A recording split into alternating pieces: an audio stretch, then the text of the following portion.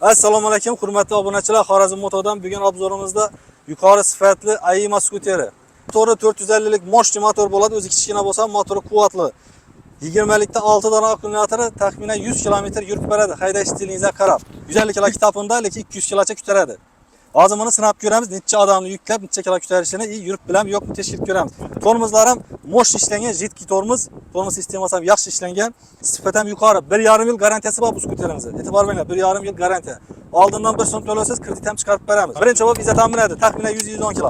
Keyin ikkinchi shagirtimiz Arifjon. Necha kilo? 35 kg taxminan, ha? 40 kilo, 49 kilo. 49 kg mo'min. Qani ketdi. 3-5 kg. Arif mayga ishlar qilasan mo'min. Jo'rabek 45 kg. Qani Asad, amalla. Davay. Necha odam bo'ldi bu yerda?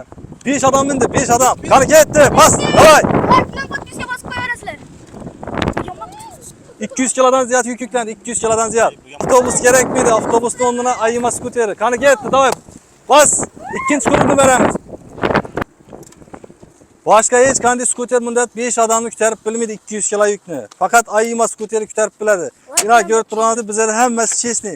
Agar ishonmasangiz kelib haydab ko'rsangizlar bo'ladi. Do'stlar, kimga shunday moshni sifatli skuter kerak bo'lsa, Xorazm Moto savdoga kelaverasizlar. Manzil Xorazm viloyati Qo'shko'pir tumani Jayqun bozorida joylashgan. Oldindan 1 so'm to'lasiz, kredit ham chiqarib beramiz.